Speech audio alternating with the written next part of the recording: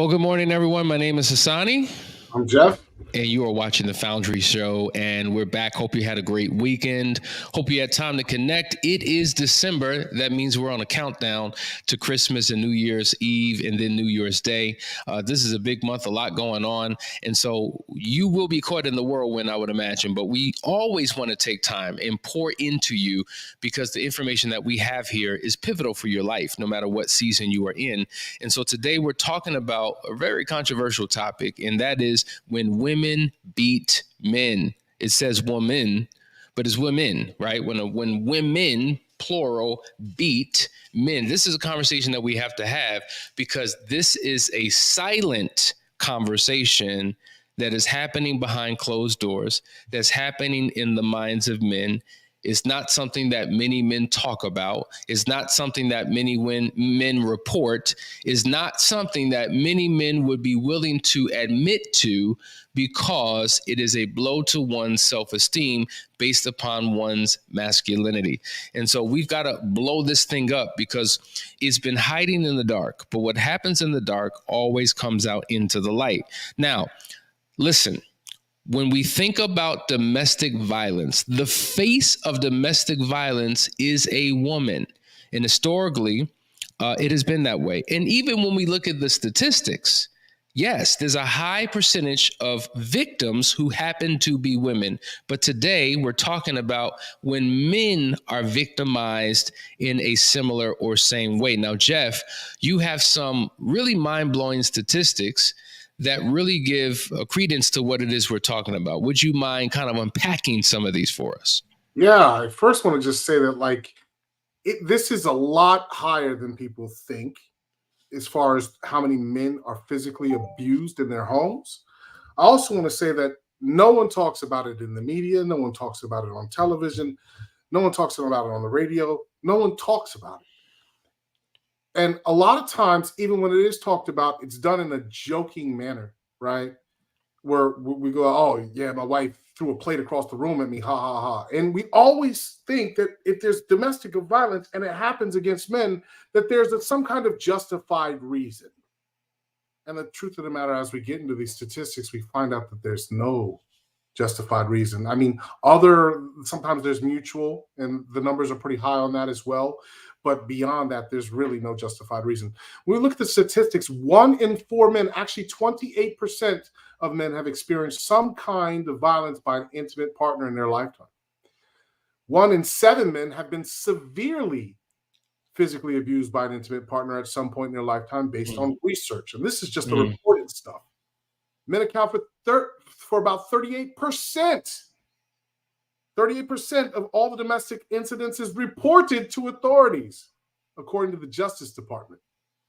Male victims of domestic violence are less likely, we know this, only about 30% of male victims actually seek some kind of help, whether it's a hotline, a shelter, and around 56% of females actually seek that help. Of male victims who are contacted by law enforcement for domestic violence, approximately 16% result in the abuser being arrested. This compares to about 36% of cases where female victims contact law enforcement. And then it also shows that 33% to more than 50 are cases in dual arrests. 33 to 50% of the cases result in dual arrests where both of them have committed some violence. Around 45% of heterosexual domestic violence cases that came to law enforcement's attention reported mutual violence between intimate partners.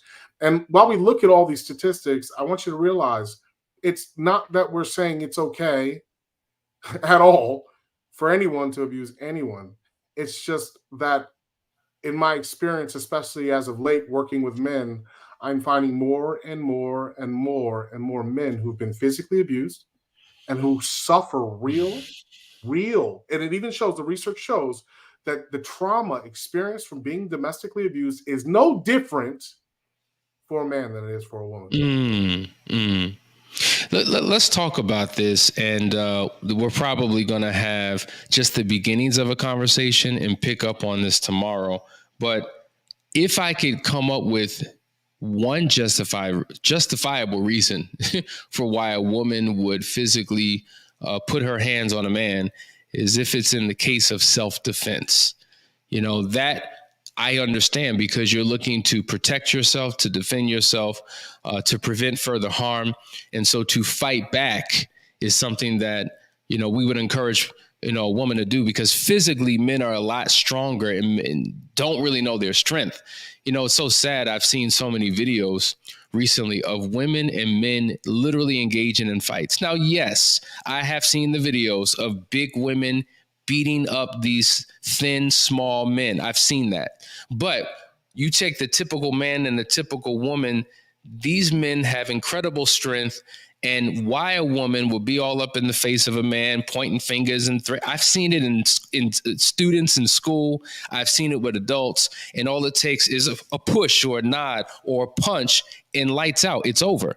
And so for a woman to be in a position where she defends herself in that way, I get it.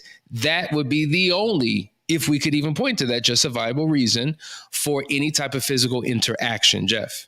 I agree. I think that's the only legitimate reason. But when we look at the reasons, we see that there are several reasons why women do this after being interviewed.